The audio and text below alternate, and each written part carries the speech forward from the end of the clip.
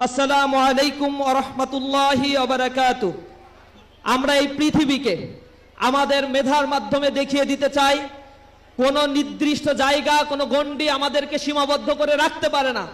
যদি মানুষের মধ্যে অদম্য স্পৃহা থাকে, তাহলে অদম্য স্পৃহা নিয়ে তারা পৃথিবীকেও পর্যন্ত জয় করে ফেলতে পারে। পৃথিবীকে পরিবর্তন করে দেওয়ার জন্য এই অদম্য স্পৃহা শক্তি যথেষ্ট। অর্থনৈতিক দৈন্যতা, শারীরিক সীমাবদ্ধতা মানুষকে কখনো ছোট করে না, মানুষকে সীমাবদ্ধতার গণ্ডিতে কখনো আবদ্ধ করে রাখে না। মেধা এবং মননকে যদি কাজে লাগাতে পারি আমরা, তাহলে বিশ্ব নেতৃত্ব আমাদের কাছে আসবে ইনশাআল্লাহ। প্রিয় উপস্থিতি, আজকে যারা এখানে আপনারা উপস্থিত রয়েছেন, আজ থেকে 5 বছর 10 বছর বা 15 বছর পরে এই মানুষগুলোই এই বাংলাদেশের নেতৃত্বের আসনে বসবেন। আপনার জন্য হাতছানি দিয়ে ডাকছে বাংলাদেশের অ্যাডমিনিস্ট্রেশন, জুডিশিয়ারি, বাংলাদেশের ডিফেন্স ফোর্সগুলো, বাংলাদেশের বেসরকারি sector, doctor, engineer, টিওনো, এসটিও, SP, magistrate থেকে শুরু করে এই বাংলাদেশের হাজারো হাজারো ক্ষেত্র রয়েছে, যেই ক্ষেত্রগুলোতে নিজের ক্যারিয়ারকে গঠন করার মধ্য দিয়ে এই সমৃদ্ধ বাংলাদেশটাকে আমরা গড়ে তুলতে পারবো। আমাদের দেশের সবচেয়ে বড় দৈন্যতা এবং দুর্বলতা হচ্ছে সৎ এবং দক্ষ দেশপ্রেমিক নাগরিকের এই দেশে চরম ক্রাইসিস রয়েছে। এদেশের মেধার কোনো মূল্যায়ন হয় না। যারা মেধাবী, তাদের মেধার মূল্যায়ন না হওয়ার কারণে আমরা দেখছি বুয়েটে পড়াশোনা করে 60% ছাত্র তারা বিদেশে চলে যায়, দেশে আর কখনো তারা ফেরত আসে না। ঢাকা বিশ্ববিদ্যালয়ে পড়ে তাদের মেধার যখন মূল্যায়ন দেওয়া হয় না, তখন তারা ঢাকা বিশ্ববিদ্যালয়ে আর অবস্থান করে না, চলে যায়। অথচ এই বাংলাদেশে স্বাধীনতা উত্তর 54টি বছর আমরা পার করেছি। কিছু বেনিয়াদের হাতে এই দেশটা যখন গিয়েছে, দেশে শুধুমাত্র লুটপাট, লুটতরাজ আর খুন খারাপির রাজত্ব তারা কায়েম করেছে। এই জায়গায় আমাদের থাকার কথা ছিল না। অথচ বাংলাদেশে যেখানে তরুণদের সংখ্যাই বাংলাদেশে সবচেয়ে বেশি, আগামী 2030 সাল পর্যন্ত বাংলাদেশে এই ডেমোগ্রাফিক ডিভিডেন্ড বা তারুণ্যের এই জাগরণ আরো বেশি চলতে থাকবে। 2030 সালে 70% জনগোষ্ঠী হবে বাংলাদেশের কর্মক্ষম, যাদের বয়স হবে 18 থেকে 60 বা 62 বছর বয়সের মধ্যে। বাংলাদেশের জন্য মহান আল্লাহ রব্বুল আলমিনের পক্ষ থেকে এটা একটা বড় নিয়ামত যে বাংলাদেশে এই ছোট্ট একটা ভূখণ্ড আমরা পেয়েছি। কিন্তু আল্লাহ রব্বুল আলমিন আমাদের এখানে যেমনি ভাবে ন্যাচারাল রিসোর্স দিয়ে দিয়েছেন, প্রাকৃতিক সম্পদ দিয়েছেন, পাশাপাশি এই জায়গায় আল্লাহ রব্বুল আলমিন আমাদের বিশাল জনগোষ্ঠী দিয়ে দিয়েছেন।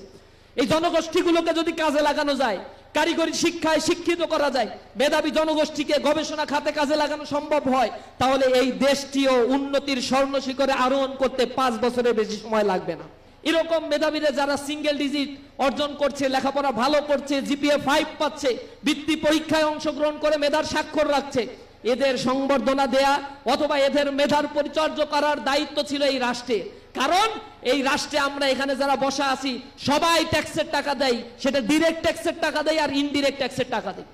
আমরা যে ট্যাক্সের টাকা দিয়ে বিলিয়ন বিলিয়ন ডলারের রাজকোষাগার ভর্তি করছি, আর সেই রাজকোষাগারে কিছু লুটতরাজ বেনিয়া সম্প্রদায় ক্ষমতায় যাওয়ার পরে লুটপাটের রাজত্ব তারা কায়েম করছে।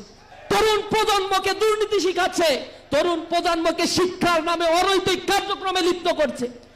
ক্যাম্পাসগুলোকে মাদকের অভয়ারণ্যে পরিণত করেছিল ফ্যাসিবাদের সময়। হত্যাযজ্ঞ, খুন খারাপি, লুটতরাজ, ধর্ষণের এক স্বর্গরাজ্যে তারা পরিণত করেছিল। যদি এ জাতির উন্নতি করতে হয়, তাহলে এ জাতির তরুণ প্রজন্মকে শিক্ষিত, দক্ষ মানব সম্পদে তাদেরকে পরিণত করতে হবে। যখন বাংলাদেশে অনার্স মাস্টার্স পাস করার পরে 30-40 হাজার বেকার যুবক সার্টিফিকেট নিয়ে ঘুরে বেড়ায়, অথচ এই সরকার তাদেরকে চাকরি দিতে পারে না, তখন শিক্ষার উপর থেকে মানুষের আস্থা দিনে দিনে কমে যায়।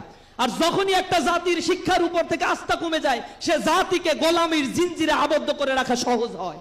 আমরা দেখছি লেখাপড়া করে কোনোভাবে একটা চাকরি চাকর হওয়ার জন্য আমরা পাগল হয়ে যাই, কিন্তু আমাদের পিতামাতা, আমরা নিজেরা উদ্যোক্তা হওয়া, দেশকে গঠন করা, নতুন নতুন আবিষ্কার করা, গবেষণা ক্ষেত্রে বরাদ্দ বৃদ্ধি করা, এই জাতীয় চিন্তা চেতনার মধ্যে আমরা আমাদেরকে নিতে পারি নাই। আর একটা বড় সমস্যা আমাদের শাসক গোষ্ঠী। এই শাসক গোষ্ঠী যেভাবে এদেশের শিক্ষা কারিকুলামকে গড়ে তোলা দরকার ছিল, সব সময় তাবেদারি একটা শিক্ষা ব্যবস্থা দিয়ে ভারতের করদ রাজ্যে পরিণত করার জন্য এক লাঞ্ছিতকর শিক্ষা ব্যবস্থা আমাদের উপর চাপিয়ে দেওয়া হয়েছে। শিক্ষা ব্যবস্থা নিয়ে যখন আমরা কথা বলেছি, আমাদের রাস্তায় রক্ত ঝরেছে, আমার ভাইকে শহীদ করে দেওয়া হয়েছে।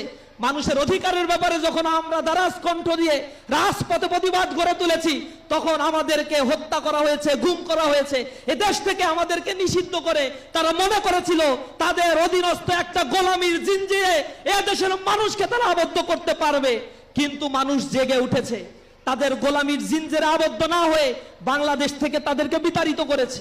এই পতনের নেতৃত্ব দিয়েছে তরুণ ছাত্র যুবকেরা। একটি সমৃদ্ধ বাংলাদেশকে আমরা যদি গড়ে তুলতে চাই, তাহলে সৎ, দক্ষ এবং দেশপ্রেমিক নাগরিক তৈরি করতে হবে, যেই মানুষগুলো মানুষের সুখে দুঃখে তাদের পাশে গিয়ে দাঁড়াবে, মানুষের মতো মানুষ হবে। তোমরা আজকে যারা এখানে রয়েছো, আগামী দিনে তোমরা এই বাংলাদেশের ভবিষ্যৎ। তোমরা যদি এই বাংলাদেশকে গড়ে তুলতে চাও, মেধা নৈতিকতার এক মেলবন্ধনে এই সমাজ ব্যবস্থাকে গড়ার এক তীব্র সংকল্প বুকে ধারণ করে তোমাদেরকে চলতে হবে। আমরা তোমাদের কাছে আহ্বান জানাই, সুন্দর একটি বাংলাদেশ গড়ার জন্য আজ থেকে লাল সবুজের এই বাংলাদেশের সার্বভৌমত্বকে আমরা ওন করব। ইসলামী ছাত্র শিবির তার প্রতিষ্ঠা লগ্ন থেকে এ দেশকে গড়ে তোলার জন্য এক একজন তরুণ যুবককে তৈরি করেছে। আপনারা যদি জীবন বিধান হিসেবে ইসলামকে গ্রহণ করে নিতে পারেন, এই সমাজ ব্যবস্থায় শান্তি প্রতিষ্ঠা হবে। ইসলামী ছাত্র শিবির প্রতিটি ছাত্রের কর্ণকুহরে ডেকে ডেকে তাদেরকে মুয়াজ্জিনের মতো বলে, জীবনকে যদি গড়ে তুলতে চাও, তাহলে এই সমাজ ব্যবস্থায় এই নোংরামির অক্টোপাস থেকে নিজেকে হেফাজত করার জন্য ইসলামী ছাত্র শিবিরের কোনো বিকল্প নাই। Morning shows the day. আজকের এই সময়গুলো বলে দিবে তোমার ভবিষ্যৎ আসলেই কোন দিকে যাচ্ছে। সুতরাং তোমাকে এখন থেকে চেষ্টা করতে হবে। তার ভিতরে যদি অদম্য স্পৃহা থাকে, সে তার লক্ষ্য পানে পৌঁছাতে পারে। এরকম সময় দক্ষ মানব সম্পদ হয়ে গড়ে ওঠার কোনো বিকল্প নাই। ইসলামী ছাত্র শিবির তোমাদের জীবনের পরতে পরতে দেশে এবং বিদেশে উচ্চ শিক্ষার ক্ষেত্রে সর্বক্ষেত্রে তোমাদের সহযোগিতা করার জন্য ইসলামী ছাত্র শিবির কল্যাণমুখী কার্যক্রমগুলো রেখেছে। সুতরাং তোমাদেরকে এই আঙিনায় আমরা স্বাগত জানাচ্ছি। তোমাদের সুন্দর ভবিষ্যতের কথা আমরা আল্লাহ রাব্বুল আলামিনের কাছে দোয়া করছি। ইসলামী ছাত্র শিবিরের জন্য তোমাদের কাছে দোয়া চাচ্ছি। নিঃসন্দেহে আল্লাহর কাছে আমাদেরকে সহযোগিতা চাইতে হবে। আল্লাহ রাব্বুল আলামিন আমাদেরকে পুরস্কৃত করবেন।